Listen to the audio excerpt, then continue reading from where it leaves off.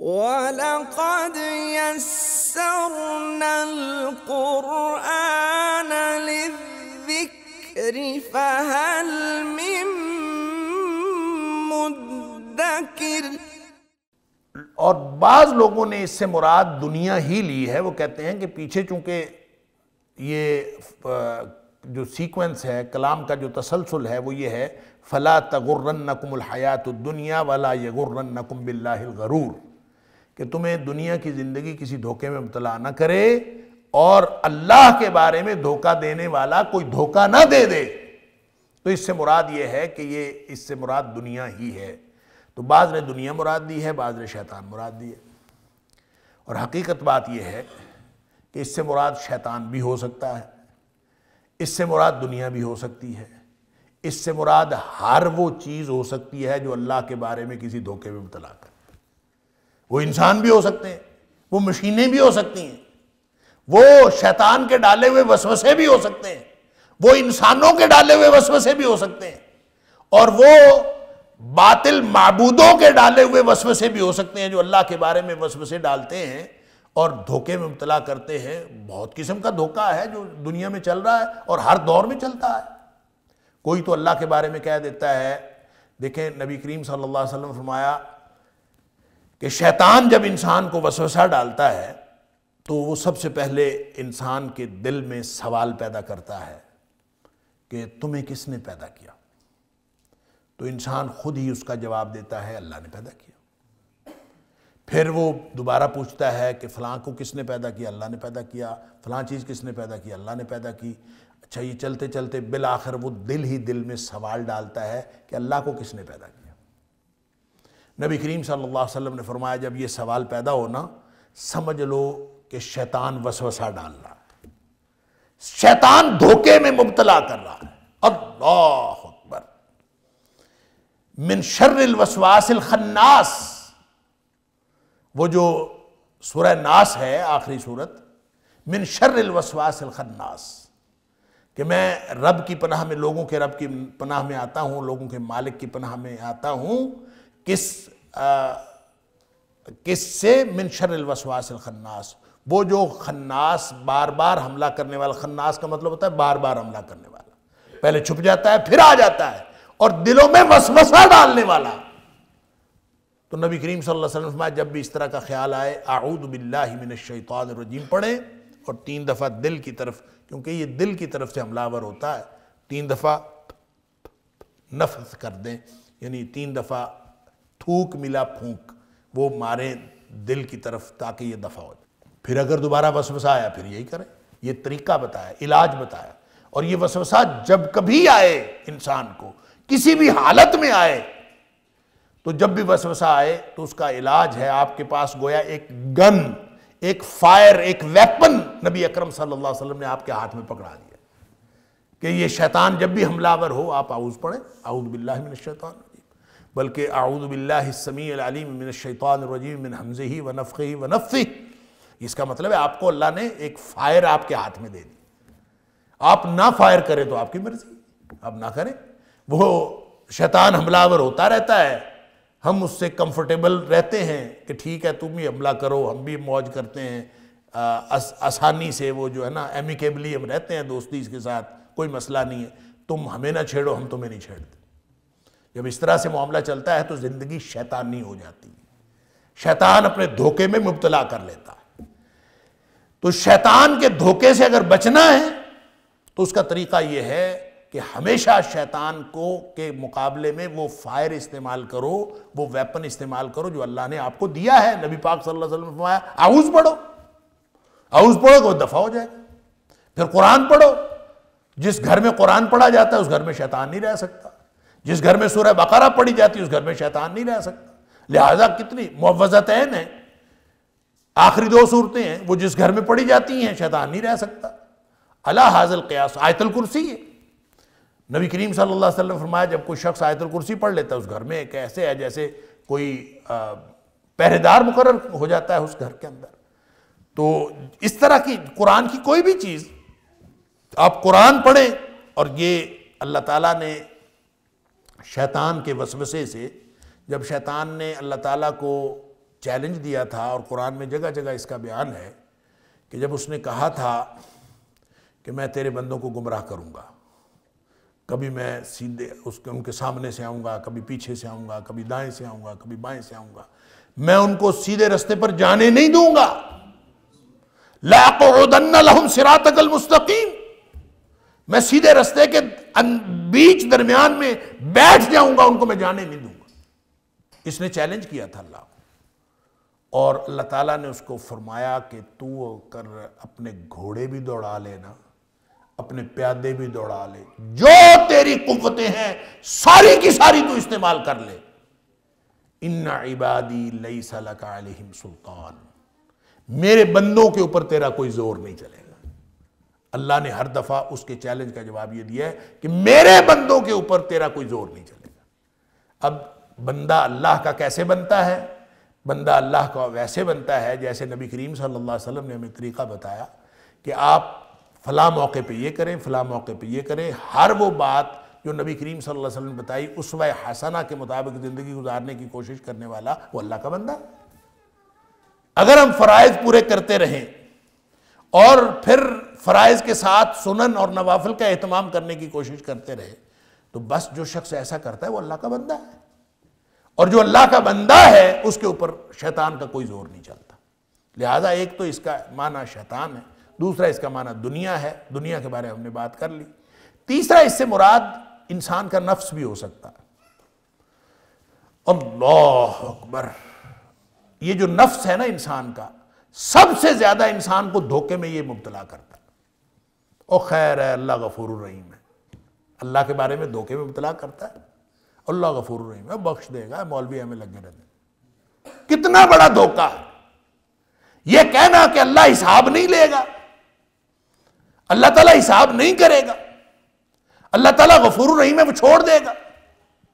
اس نے قانون بنایا ہے، اور قانون اللہ کا بدلتا نہیں ہے۔ وَلَن تَجِدَ لِسُنَّتِ اللَّهِ تَبْدِيلًا وَلَن تَجِدَ لِسُنَّتِ اللَّهِ تَحْوِيلًا۔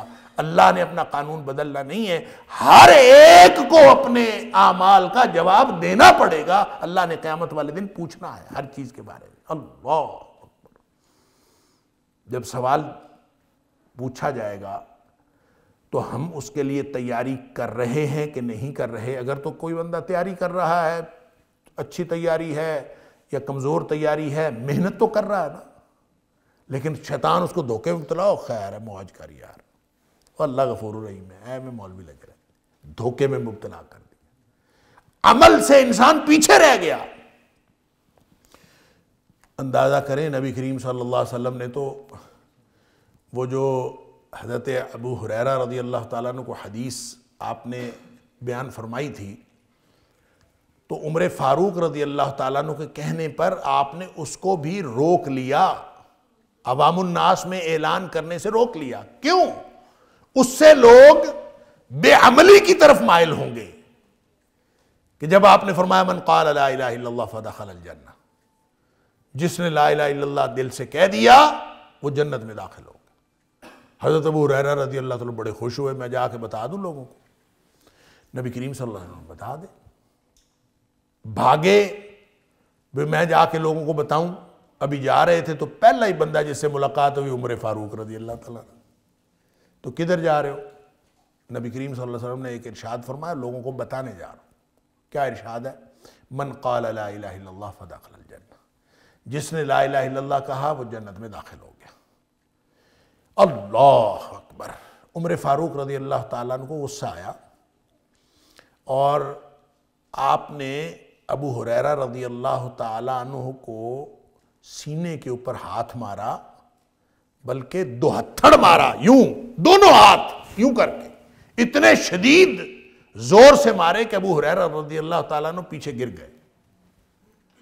پھر اٹھ کے بھاگے نبی پاک صلی اللہ علیہ وسلم کی طرف، عمر فاروق رضی اللہ تعالیٰ عنہ بھی پیچھے آ گئے۔ جا کے ابو ہریرہ رضی اللہ تعالیٰ عنہ ابھی شکایت لگا رہے تھے کہ پیچھے سے عمر فاروق رضی اللہ تعالیٰ بھی پہنچ گئے۔ نبی اکرم صلی اللہ علیہ وسلم کے سامنے جا کے عرض کیا، اللہ کے رسول صلی اللہ علیہ وسلم، فرمان یہ ٹھیک ہے، یہ لوگوں کو بتایا جائے گا نا تو لوگ بے عملی کی طرف راغب ہوں گے۔ نبی پاک صلی اللہ علیہ وسلم نے عمر فاروق رضی اللہ تعالیٰ عنہ کی اس بات کو انڈورس فرمایا، آپ نے اس پر خاموشی اختیار فرمائی۔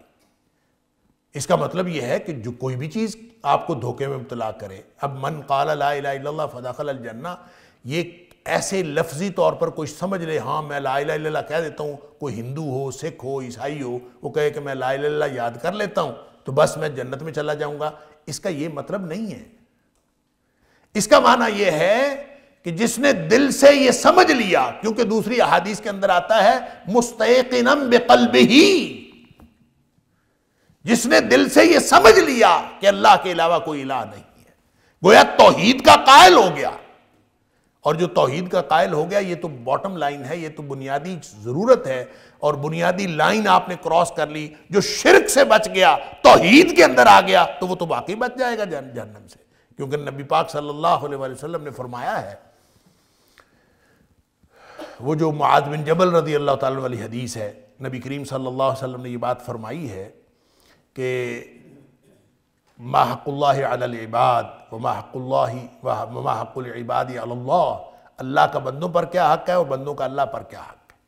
اس میں نبی پاک صلی اللہ علیہ وسلم نے حضرت معاذ بن جبل رضی اللہ تعالیٰ کو بتایا تھا، حق اللہ علی العباد، اللہ کا حق ہے بندوں پر، ان یعبدوہ ولا یشرکوا بہ شیئا، وہ اللہ کی بندگی کرے، اس کے ساتھ کسی کو شریک نہ ٹھہرائے، یہ حق ہے اللہ کا۔ وحق العباد علی اللہ، اور بندوں کا اللہ پر حق یہ ہے کہ اللہ یعذب من لا یشرک بہ شیئا، جو اللہ کے ساتھ کسی کو شریک نہیں ٹھہراتا نا، اللہ اس کو عذاب نہ کرے، اس کا حق ہے۔ تو اس کا مطلب ہے جو مشرک نہیں ہے نا، اللہ تعالیٰ اس کو معاف کر ہی دے،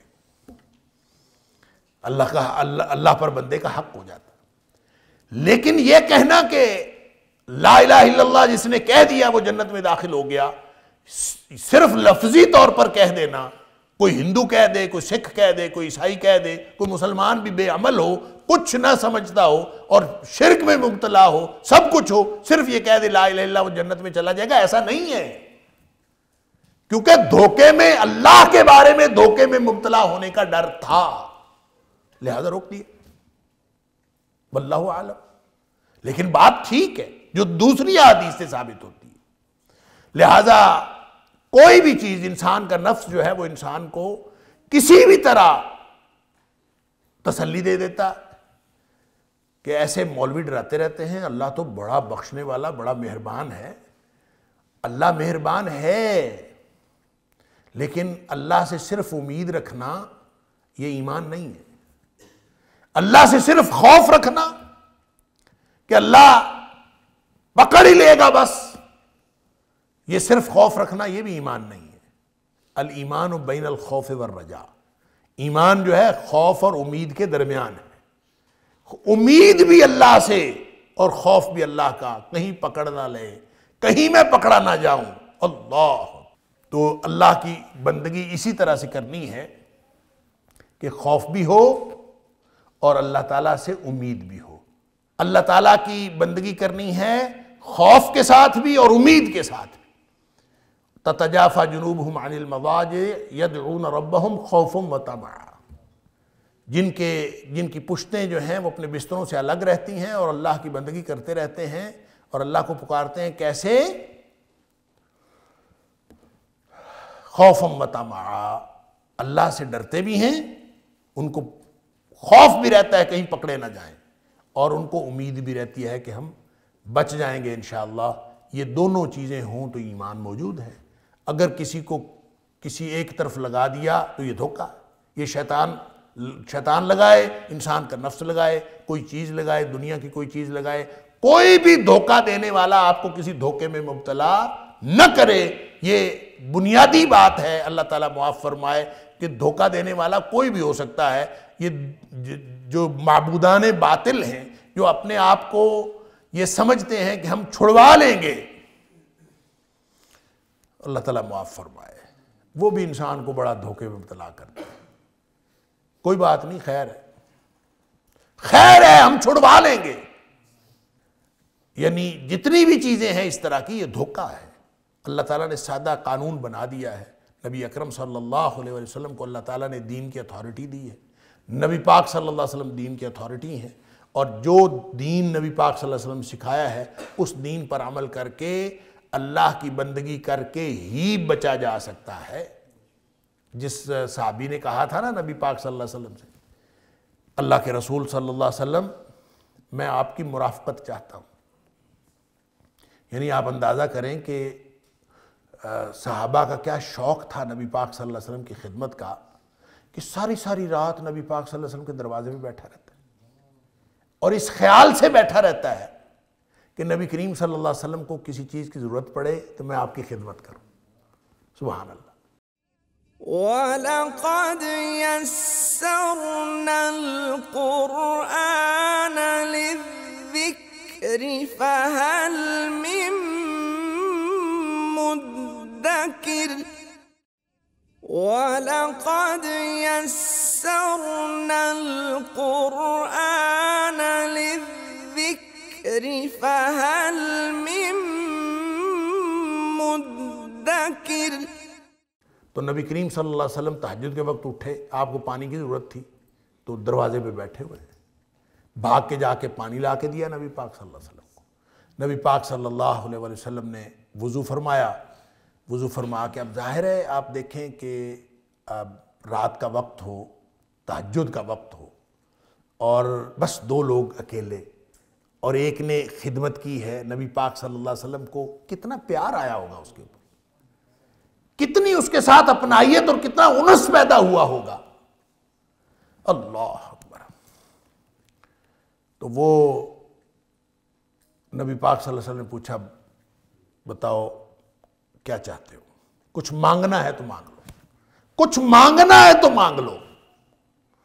کہتے ہیں اللہ کے رسول صلی اللہ علیہ وسلم میں جنت میں آپ کی مرافقت چاہتا ہوں، آپ کا ساتھ چاہتا ہوں، جنت میں آپ کے ساتھ ہوں۔ اچھا چلیں کچھ اور مانگنا ہے تو مانگ لو۔ اللہ کے رسول صلی اللہ علیہ وسلم جنت میں آپ کا ساتھ چاہتا ہوں، بس اور کچھ نہیں چاہیے۔ تیسری دفعہ نبی پاک صلی اللہ علیہ وسلم نے پھر پوچھا کچھ اور مانگنا ہے تو مانگ لو۔ اللہ اکبر۔ عرض کیا کہ جنت میں آپ کا ساتھ چاہتا ہوں، اس کے علاوہ کچھ نہیں چاہیے۔ اب دیکھیں نبی پاک صلی اللہ علیہ وسلم سرور کائنات ہیں، اللہ کے برگزیدہ، مصطفیٰ، مجتبیٰ۔ نبی کریم صلی اللہ علیہ وسلم فرما سکتے تھے بس ٹھیک ہے تو نے میری خدمت کی ہے، میں تجھے چھڑا لوں گا، میں تجھے لے جاؤں گا۔ نبی پاک صلی اللہ علیہ وسلم نے یہ نہیں فرمایا، آپ نے فرمایا کہ تو پھر میری مدد کر، فَأَعِنِّي عَلَى ذَلِكَ بِكَثْرَةِ السُّجُودِ، تو اس معاملے میں زیادہ زیادہ نماز پڑھ کے، زیادہ زیادہ سجدے کر کے میری مدد کر۔ کیا مطلب؟ زیادہ نمازیں پڑھا کر، زیادہ نوافل پڑھا کر۔ جب تو زیادہ زیادہ نوافل پڑھے گا تو اللہ تعالیٰ تیرا مرتبہ بھی بلند کر دے گا اور تجھے میرے ساتھ جنت میں میری مرافقت عطا کر دے گا۔ یعنی نبی کریم صلی اللہ علیہ وسلم تو طریقہ بتا رہے ہیں کہ اس طریقے سے مرافقت ملتی ہے، اللہ کی کثرت سجود کرنے سے تجھے میری مرافقت ملے گی۔ اور نبی پاک صلی اللہ علیہ وسلم تو یہ فرما رہے ہیں، اور ہم یہ کہیں کہ ایسے ہو جائے گا اور ایسے ہو جائے گا، یہ دھوکہ نہیں تو اور کیا ہے۔ لہٰذا جو دنیا میں کوئی بھی دھوکہ دینے والا، وَلَا يَغُرَّنَّكُمْ بِاللَّهِ الْغَرُورُ، اللہ کے بارے میں کوئی دھوکہ دینے والا، کوئی یہ کہہ دے کہ اللہ تعالیٰ بڑا غفور رحیم ہے، خیر ہے، بخشے جاؤ گے، کوئی یہ کہے کہ اللہ تعالیٰ جو ہے وہ فلاں فلاں کی مان لیتا ہے، فلاں کی نہیں مانتا، تو یہ بھی دھوکہ ہے۔ اللہ تعالیٰ یہ کرے گا، اللہ تعالیٰ وہ کرے گا۔ اللہ نے قانون بتا دیا، جو قانون قرآن میں آ گیا، جو نبی پاک صلی اللہ علیہ وسلم نے بتا دیا، یہ قانون ہے، ہمیں اس تشریعی قانون کے مطابق زندگی گزارنی ہے۔ اگر وہ کوئی اس کے مطابق زندگی نہیں گزارتا، اس کا نفس اس کو دھوکے میں مبتلا کر رہا ہو، دنیا اس کو دھوکے میں مبتلا کر رہی ہو، کوئی انسان اس کو دھوکے میں مبتلا کر رہا ہو، کوئی کسی نام سے اس کو دھوکے میں مبتلا کر رہا ہو، کوئی باطل معبود اس کو دھوکے میں مبتلا کر رہا ہو، کوئی بھی دھوکے میں مبتلا کر رہا ہو، وہ بہرحال اللہ کے بارے میں دھوکے میں مبتلا کر رہا ہے۔ اللہ فرماتا ہے کوئی بھی دھوکے باز تمہیں دھوکے میں مبتلا نہ کرے، اپنی زندگی اس طرح کی بناؤ، اللہ سے اس طرح سے ڈرو، کوئی دھوکے باز تمہیں کسی دھوکے میں مبتلا نہ کرے۔ اللہ اکبر۔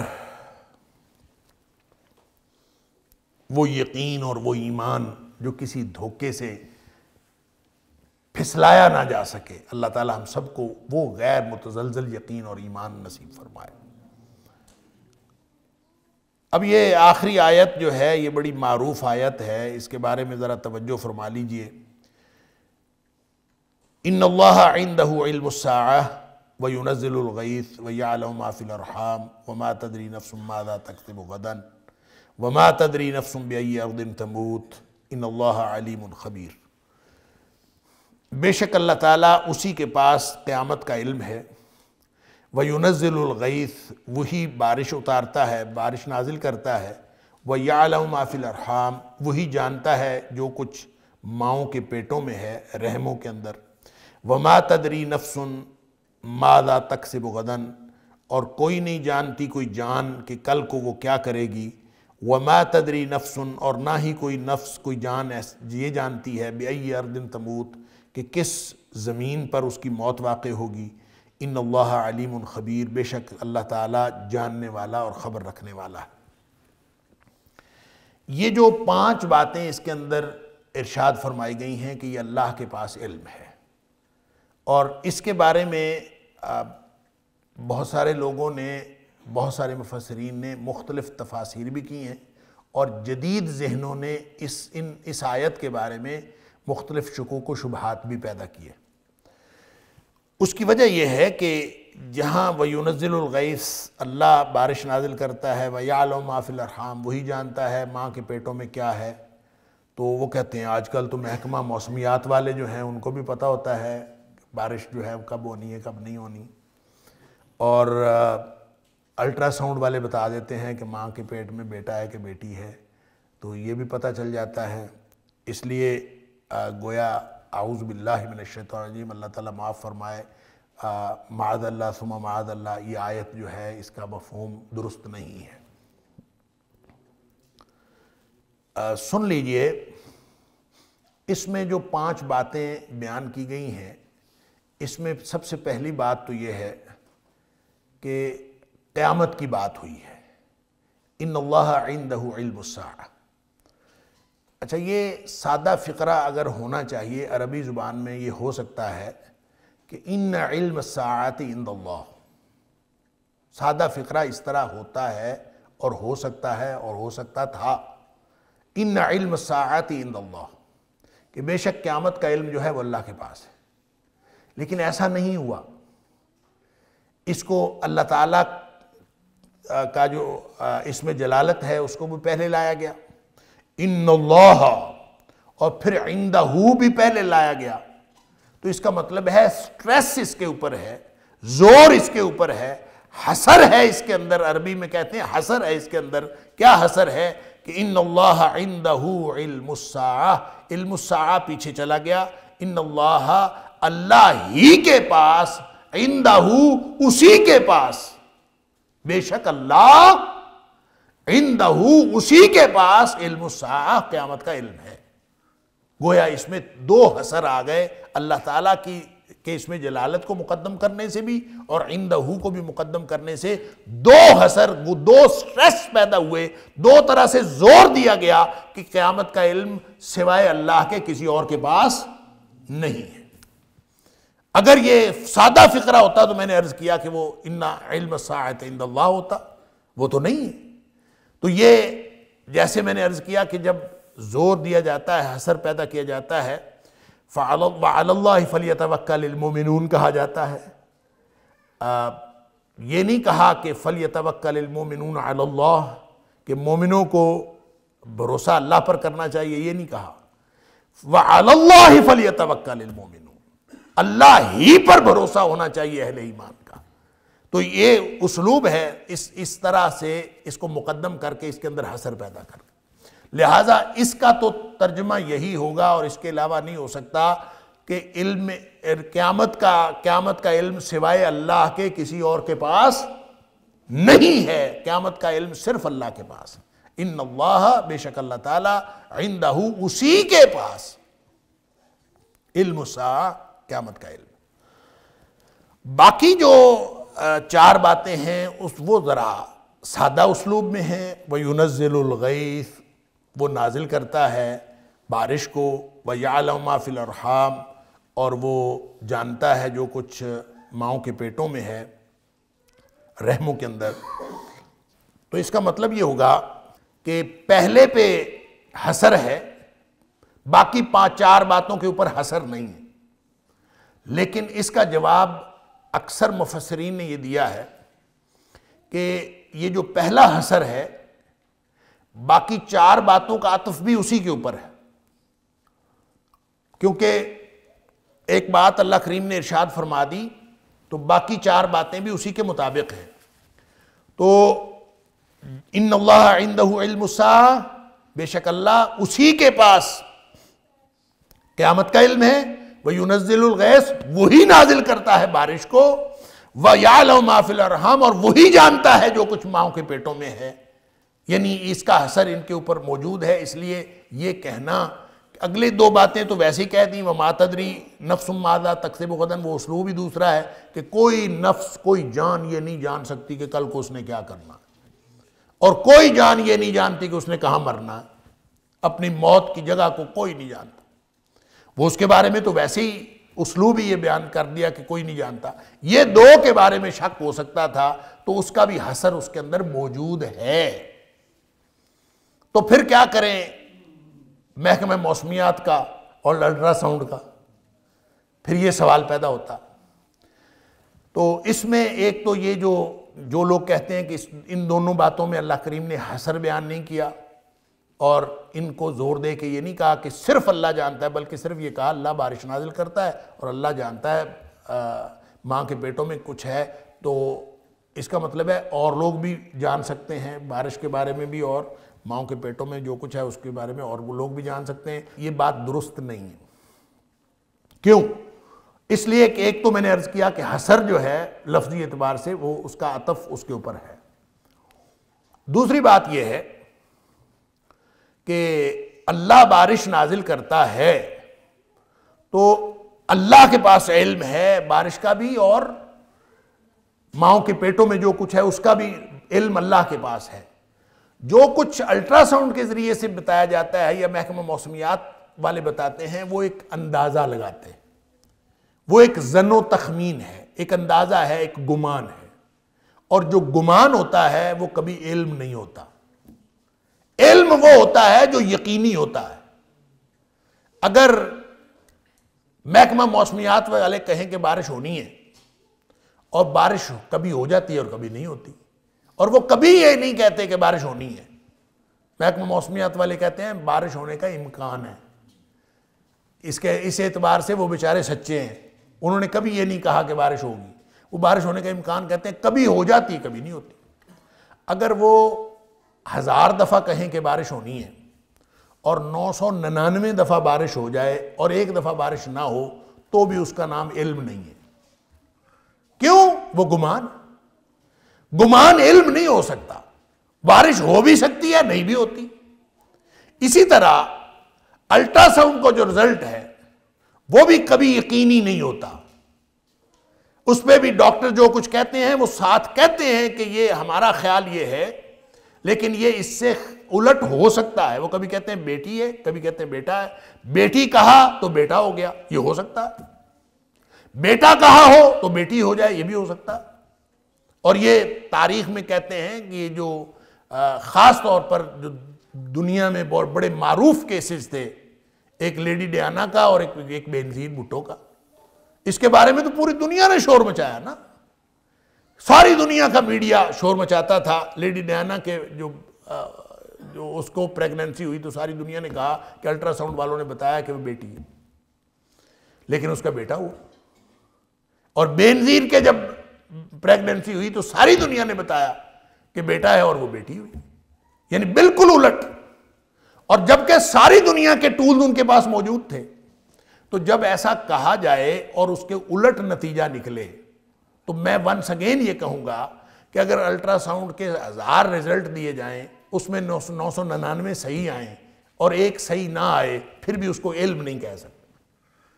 کیوں علم نہیں کہہ سکتے؟ اس لیے علم نہیں کہہ سکتے کہ وہ گمان پر مبنی ہے، اس میں غلطی کا امکان ہے. علم صرف اللہ کے پاس ہے. ایک بات. دوسری بات یہ ہے کہ یعلم ما فی الارحام، اللہ تعالیٰ نے یہ نہیں کہا کہ من فی الارحام، کہ یعنی رحم کے اندر کون ہے، لڑکا ہے کہ لڑکی ہے، اس کو اللہ جانتا ہے۔ ما فی الارحام، جو کچھ بھی ہے، وہ لنگڑا ہے کہ لولا ہے، کہ وہ تندرست ہے کہ وہ نہیں ہے، کہ پھر وہ شقی ہے یا وہ سعید ہے یعنی بدبخت ہے کہ نیک بخت ہے، اور کتنی عمر لے کے آنے والا ہے، اس کی کتنی باتیں ہیں جو اللہ کے علاوہ کوئی نہیں جانتا۔ وَلَقَدْ يَسَّرْنَا الْقُرْآنَ لِلذِّكْرِ فَهَلْ مِن مُدَّكِرٍ وَلَقَدْ يَسَّرْنَا الْقُرْآنَ لِلذِّكْرِ فَهَلْ مِن مُدَّكِرٍ۔ اور جو چیز مشینیں بتاتی ہیں وہ بھی کنفرم نہیں ہے، اس لیے اس حصر کو اگر مان لیا جائے، جو پہلے حصر پر عطف ہے، اس کو حصر مان لیا جائے تو کوئی سائنسی توجیہ بھی اس کے مقابلے میں نہیں آتی، اور اس کو تسلیم کیا جا سکتا ہے کہ یہ حصر ہے۔ دوسری بات یہ ہے کہ اس کو حصر اس طرح نہ بھی تسلیم کریں تو نبی اکرم صلی اللہ علیہ وآلہ وسلم جو اس دنیا میں تشریف ہی اس لیے لائے تھے کہ وہ قرآن کو ہمیں سمجھائیں۔ نبی پاک صلی اللہ علیہ وسلم کی بنیادی ڈیوٹی یہ تھی، وَأَنزَلْنَا إِلَيْكَ الذِّكْرَ لِتُبَيِّنَ لِلنَّاسِ مَا نُزِّلَ إِلَيْهِمْ۔ اے حبیب صلی اللہ علیہ وسلم، ہم نے یہ ذکر آپ کی طرف نازل کیا ہے تاکہ آپ واضح کر دیں لوگوں کے لیے کہ ان کی طرف کیا نازل ہوا ہے۔ لہٰذا یہ ہو نہیں سکتا کہ اس طرح کی کوئی بات ہو اور نبی پاک صلی اللہ علیہ وسلم ہمارے لیے واضح نہ کر۔ نبی کریم صلی اللہ علیہ وسلم نے واضح فرمائی۔ اگر آپ صلی اللہ علیہ وسلم خاموشی اختیار کریں تو چلے ہم کہہ دیں کہ یہ ان دونوں میں حصر نہیں ہے، ان دونوں کو الگ کر لیتے ہیں، اور فلاں بات یہ ہے اور فلاں بات یہ ہے، ان کو الگ الگ کر کے ہم دیکھ سکتے تھے، ہر ایک کا الگ تجزیہ کر سکتے تھے، ان کے الفاظ کی جو بناوٹ ہے اور ہر فریز کا جو سٹرکچر ہے اس کے مطابق ہم کہہ سکتے تھے اگر نبی اکرم صلی اللہ علیہ وسلم نے اس کے بارے میں کچھ نہ فرمایا ہوتا۔ لیکن نبی پاک صلی اللہ علیہ وسلم نے یہ بات فرمائی ہے، سبحان اللہ۔ بخاری شریف کی حدیث ہے، نبی پاک صلی اللہ علیہ وسلم نے فرمایا فی خمسن، 5 باتیں ایسی ہیں لا یعلمہن الا اللہ۔ آ گیا نا حصر، ہمیں کوئی ضرورت نہیں ہے ان کی لفظی بحث کرنے کی۔ نبی پاک صلی اللہ علیہ وسلم نے فرمایا 5 باتیں ایسی ہیں جس کو اللہ کے علاوہ کوئی نہیں جانتا، سبحان اللہ۔ اور پھر ابن عمر رضی اللہ تعالیٰ عنہ کی روایت میں فرمایا مفاتیح الغیب 5، 5 باتیں جو ہیں وہ مفاتیح الغیب میں سے ہیں، اور یعنی غیب کی چابیوں میں سے ہیں، اور وہ کیا ہے؟ ثم قرأ، پھر انہوں نے یہی آیت پڑھی، اور پہلی حدیث میں بھی یہی ہے کہ فی خمس لا یعلمہن الا اللہ، یہی پھر اس کے بعد یہی آیت نبی پاک صلی اللہ علیہ وسلم نے پڑھی ان اللہ عندہ علم الساعہ۔ تو یہ گویا 5 باتیں جو ہیں نبی پاک صلی اللہ علیہ وسلم کے فرمان کے مطابق یہ 5 کا حصر کنفرم ہو گیا کہ 5 باتیں جو ہیں اللہ کے علاوہ کوئی نہیں جانتا۔ لہذا نتیجہ یہ نکلا کہ یہ جو تھوڑا بہت بارش والے کہہ دیتے ہیں امکان، تو وہ بھی علم نہیں ہے، اور جو الٹرا ساؤنڈ والے تھوڑا بہت بتا دیتے ہیں یہ بھی علم نہیں ہے، یہ صرف ایک اندازہ ہے، اور اندازہ کبھی علم نہیں ہوتا، وہ صحیح بھی ہو سکتا ہے، وہ غلط بھی ہو سکتا ہے۔ باقی اس کے علاوہ اللہ تعالیٰ بہت کچھ جانتا ہے، ما فی الارحام، وہ جو رحم کے اندر جنین کیسا ہے، وہ تندرست ہے، وہ تندرست نہیں ہے، وہ معذور ہوگا کیسا ہوگا، یہ ساری، اور وہ سعید ہوگا شقی ہوگا، یہ ساری باتیں اس کے بارے میں، اس کی عمر لمبی ہوگی چھوٹی ہوگی، یہ کس طرح کی قسمت لے کے، کس طرح کا مقدر لے کے، کس طرح کا نصیب لے کے آیا ہے، اس کے بارے میں جو کچھ لکھا گیا ہے سب کچھ اللہ جانتا ہے، اور دنیا میں کوئی نہیں جانتا، ما فی الارحام۔ اسی طرح بارش کے بارے میں بھی، بارش بادل آئے ہوئے ہوتے ہیں، پورے حالات بنے ہوئے ہوتے ہیں، بارش نہیں ہوتی، اور بعض اوقات محکمہ موسمیات والے کہتے ہیں بارش کوئی نہیں ہوگی تو بارش ہو جاتی ہے، لہٰذا ان کا تو بات ہی وہ تو خود کہتے ہیں امکان ہے، لہٰذا اس کا مطلب ہے ایگزیکٹلی کیا ہونا ہے کیا نہیں ہونا اللہ کے علاوہ کوئی نہیں جانتا۔ اور وما تدری نفس ماذا تکسب غداً، اور خاص طور پہ یہ جو دو باتیں اگلی ہیں، آخری دو باتیں، کہ کوئی نہیں جانتا کہ کل وہ کیا کرے گا، وما تدری نفس، کوئی جان یہ نہیں جانتی ماذا تکسب غدن، کہ وہ کل کیا کرے گی، آنے والے کل کا کسی کو کچھ پتہ نہیں۔ اللہ، اس کا مطلب یہ ہے کہ کوئی شخص اگر دعویٰ کرے کہ میں کل کے بارے میں جانتا ہوں تو وہ جھوٹا ہے، آنے والے کل کے بارے میں۔ اسی لیے نجومیوں کے پاس جانا حرام ہے۔ نجومی آنے والے کل کی بات بتاتے ہیں، یہ ہوگا، یہ فلاں ہوگا، پیشین گوئیاں کرتے ہیں۔ اس لیے نبی پاک صلی اللہ علیہ وسلم نے فرمایا جو کسی عراف کے پاس گیا، من اتا عرافا فسالہ، کوئی شخص کسی حساب لگانے والے کے پاس گیا اور اس سے جا کے، وہ نجومی ہو، وہ پامسٹ ہو، وہ کوئی بھی ہو، جو مستقبل بینی کی بات کرے، جو آنے والے کل کی بات کرے کہ کل ایسا ہوگا، وہ تو اللہ کے علاوہ کوئی نہیں جانتا۔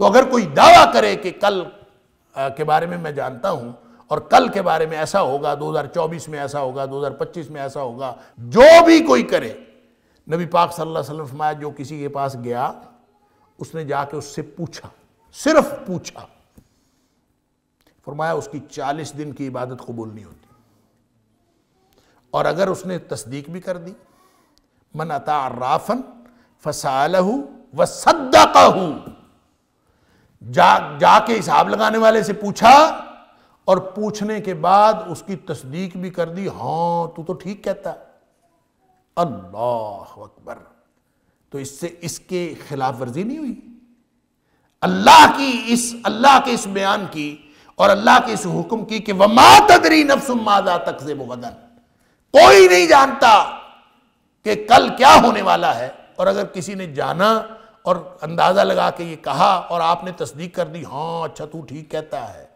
فرمایا فقد کفر بما انزل علی محمد، اس نے نبی اکرم صلی اللہ علیہ وسلم پر نازل ہونے والی شریعت کا انکار کر دیا، کفر کر دیا، اس نے کفر کیا۔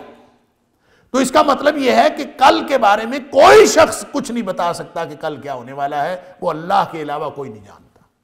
حضرت عائشہ صدیقہ رضی اللہ تعالیٰ عنہ فرماتی ہیں، بخاری شریف کی حدیث، 3 باتیں انہوں نے فرمائی کہ جو شخص کرے، من حدثک ان محمدا رعا ربہ، وہ صلی اللہ علیہ وسلم، وہ فرماتی ہیں کہ اگر کوئی شخص تمہیں یہ بات بتائے کہ نبی اکرم صلی اللہ علیہ وسلم نے اللہ کو دیکھا ہے، کوئی شخص یہ کہے کہ نبی اکرم صلی اللہ علیہ وسلم نے اللہ کو دیکھا ہے، فقد کذب، اس نے جھوٹ بولا۔ یہ کہہ کے پھر حضرت عائشہ صدیقہ رضی اللہ تعالیٰ عنہ نے یہ آیت پڑھی، لا تدرکہ الابصار وہو یدرک الابصار وہو اللطیف الخبیر، کہ اس کو آنکھیں پا ہی نہیں سکتی، اس کو آنکھیں دیکھ ہی نہیں سکتی، اور وہ آنکھوں کو دیکھ سکتا ہے۔ یہ آیت پڑھی اور ساتھ یہ بتایا کہ اگر کوئی شخص کہے کہ نبی اکرم صلی اللہ علیہ وسلم نے اللہ کو دیکھا ہے تو اس نے جھوٹ کہا۔ پھر حضرت عائشہ صدیقہ رضی اللہ تعالیٰ نے ایک اور بات فرمائی، من حدثک ان محمدا یعلم ما فی غد، اگر کوئی شخص یہ کہے کہ نبی پاک صلی اللہ علیہ وسلم جانتے ہیں کہ کل کیا ہونے والا ہے، اگر کوئی شخص یہ کہے کہ نبی پاک صلی اللہ علیہ وسلم جانتے ہیں کہ کل کیا ہونے والا ہے، فقد کذب، اس نے بھی جھوٹ بولا ہے۔ پھر اما عائشہ صدیقہ رضی اللہ تعالیٰ نے یہ والی آیت تلاوت فرمائی، ان اللہ عندہ علم الساعہ وینزل الغیث ویعلم ما فی الارحام وما تدری نفس ماذا تکسب غدا، کہ کوئی جان نہیں جانتی کہ کل کو کیا ہونے والا ہے۔ اور تیسری بات حضرت عائشہ صدیقہ رضی اللہ تعالیٰ نے یہ فرمائی، من حدثک انہ کتم، اگر کوئی شخص تمہیں یہ بتائے کہ نبی پاک صلی اللہ علیہ وسلم نے کوئی بات چھپائی ہے، فقد کذب، اس نے جھوٹ بولا ہے، نبی پاک صلی اللہ علیہ وسلم نے کوئی بات نہیں چھپائی۔ پھر حضرت عائشہ صدیقہ رضی اللہ تعالیٰ نے یہ آیت پڑھی، یا ایھا الرسول بلغ ما انزل الیک من ربک، اور کہ اگر نبی پاک صلی اللہ علیہ وسلم کو کہا گیا کہ وہ جو کچھ اللہ کی طرف سے نازل ہوا ہے سب کچھ پہنچا دیجئے، تو گویا نبی پاک صلی اللہ علیہ وسلم نے سب کچھ پہنچا دیا۔ اللہ اکبر، وما تدری نفس بأی ارض تموت، اور نہ ہی کوئی جان یہ جانتی ہے کہ وہ کس زمین پر فوت ہوگی۔ اب یہ والی جو بات ہے نبی پاک صلی اللہ علیہ وسلم نے فرمایا، ظاہر ہے کسی کو نہیں پتا، یہ تو عمومی بات ہے، سب کو یہ سمجھ آتی ہے کہ کسی کو نہیں پتا موت کہاں آنی ہے، یہ حقیقت ہے جس کو ہم سب دیکھ رہے ہیں۔ نبی پاک صلی اللہ علیہ وسلم نے فرمایا کہ جب کسی کی موت آتی ہے اور اس نے مرنا کسی اور جگہ ہوتا ہے اور ہوتا کسی اور جگہ ہے، تو اس کو کوئی ضرورت اس کو وہاں پہنچا دیتی ہے اور پھر وہاں جا کے اس کی موت واقع ہو جاتی ہے، اور جب موت واقع ہو جاتی ہے تو پھر قیامت والے دن زمین جو ہے وہ اللہ تعالیٰ سے کہے گی کہ یا اللہ یہ امانت تو نے میرے سپرد کی تھی، میں نے تیرے سپرد کر دی۔ گویا ہر ایک کی جگہ مقرر ہے۔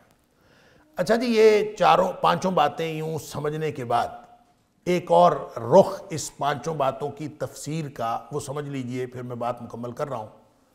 وہ یہ ہے کہ کفار عام طور پر انکار کرتے تھے قیامت کا، صرف قیامت کا، ان پانچوں باتوں میں سے صرف قیامت کا انکار کرتے، اور وہ قیامت کا انکار کرتے تھے اور قیامت کے بارے میں بار بار پوچھتے تھے کہ قیامت جو ہے وہ تو ہمیں نہ اس کے آثار ہیں نہ اس کی کوئی سمجھ آتی ہے، اور آپ کہتے ہیں قیامت آنے والی ہے، تو قیامت کا انکار کرتے تھے اور سوال بار بار کرتے تھے کہ متی ھذا الوعد ان کنتم صادقین، یہ کب آئے گا یہ وعدہ، کب آئے گی قیامت، اور بار بار یہ سوال پوچھتے تھے۔ اور نبی کریم صلی اللہ علیہ وآلہ وسلم سے حضرت جبریل علیہ السلام جب آئے ہیں انسانی شکل میں تو انہوں نے بھی آ کے یہ سوال پوچھا تھا کہ اخبرنی عن الساعہ، مجھے قیامت کے بارے میں بتائیے، قیامت کب آنی؟ تو حضرت نبی اکرم صلی اللہ علیہ وسلم نے جبریل علیہ السلام کے سوال کے جواب میں فرمایا تھا مل مسئول عنہا بعلم من السائل، کہ جتنا سائل کو پتہ ہے اتنا ہی مسئول کو پتہ ہے، یعنی جتنا پوچھنے والا جانتا ہے اتنا ہی وہ جانتا ہے جس سے پوچھا جا رہا ہے، یعنی دونوں کو کوئی پتہ نہیں قیامت کب آنی، صرف اللہ کو پتہ ہے۔ اس لیے پھر انہوں نے آگے سے پوچھ لیا کہ پھر مجھے بتا دیں اس کی اخبرنی عن اشراطہا، اس کی نشانیوں کے بارے میں بتا دی۔ پھر نبی پاک صلی اللہ علیہ وسلم کی نشانیاں بتائیں، گویا نہ جبریل جانتے ہیں نہ نبی اکرم صلی اللہ علیہ وسلم جانتے ہیں۔ تو یہ اصل میں قیامت کے بارے میں کفار مکہ ہمیشہ رہتے تھے شاکی، اور اس کے بارے میں سوال بھی کیا کرتے تھے، اور قرآن نے بار بار ان کے اس سوال کا تذکرہ بھی کیا۔ لہٰذا یہاں بنیادی طور پہ اللہ کریم نے اس کی نفی کی ہے کہ ان اللہ عندہ علم الساعہ، جیسے دوسرے مقامات پر بھی اللہ تعالیٰ نے فرمایا کہ قیامت کا علم اللہ کے پاس ہے، لا یجلیھا لوقتھا الا ھو، کہ اللہ تعالیٰ ہی قیامت کو ظاہر کرے گا اپنے اس وقت پر جب وہ آئے گا، اور اللہ کے علاوہ کسی کو نہیں پتا۔ یہاں بھی اللہ کریم نے اسی طرح سے صرف قیامت کے علم کی نفی کی ہے کہ اللہ کے علاوہ یہ علم کسی کے اور کے پاس نہیں ہے۔ باقی چار باتیں جو اللہ کریم نے یہاں پہ ذکر کی ہیں یہ دلیل کے طور پر کی ہیں کہ قیامت تو ایک ایسی چیز ہے کہ جو مستقبل کی چیز ہے، جس کو تم جانتے ہی نہیں، جس کو تم دیکھتے ہی نہیں، جس کے تمہارے پاس آثار ہی کوئی نہیں ہے، تو تم ان چار باتوں کے بارے میں بتاؤ جن کو تم دیکھتے ہو۔ قیامت کو تو تم دیکھتے ہی نہیں، وہ تو ایک غیر مرئی چیز ہے، اس کا علم اللہ کے پاس ہے، یہ تو وہ حقیقت ہے جو تمہیں نظر نہیں آتی۔ جو چار حقیقتیں تمہیں نظر آتی ہیں تم ان کا علم لا کے دکھاؤ کہ کسی کے پاس علم ہے۔ تو یہ دلیل کے طور پر اللہ نے چار باتیں بیان کی ہیں۔ بارش تمہارے سامنے ہوتی ہے، ہونی ہے کہ نہیں ہونی سوائے اللہ کے کوئی جانتا ہے؟ ماں کے پیٹ میں کیا ہے اللہ کے علاوہ کوئی جانتا ہے؟ کل کو کوئی شخص کیا کرے گا اللہ کے علاوہ کوئی جانتا ہے؟ مرے گا کوئی کہاں کو اللہ کے علاوہ جانتا ہے؟ جب یہ حقیقتیں جو ہمارے سامنے وقوع پذیر ہو رہی ہیں ان کے بارے میں کل کو کیا ہونے والا ہے اس کا وقت اللہ کے علاوہ کوئی نہیں جانتا، تو جو چیز ہمیں نظر ہی نہیں آ رہی اس کا وقت اللہ کے علاوہ کوئی کیسے جان سکتا ہے؟ یہ اللہ نے دلیل کے طور پر یہاں پہ چار باتیں، یعنی پہلی بات کفار کے اعتراض کا جواب ہے، اور باقی چار باتیں دلیل ہیں اس پہلی بات کے جواب کو کہ استدلال میں اللہ کریم نے ان حقیقتوں کو بیان کیا ہے جن کو انسان اپنے سامنے دیکھتا ہے۔ ان اللہ علیم خبیر، بے شک اللہ تعالیٰ ہر چیز کو جاننے والا اور ہر چیز کی خبر رکھنے والا ہے۔ وآخر دعوانا ان الحمد للہ رب العالمین۔ إن هذا القرآن يهدي للتي هي أقوم ويبشر المؤمنين الذين يعملون الصالحات أن لهم أجرا كبيرا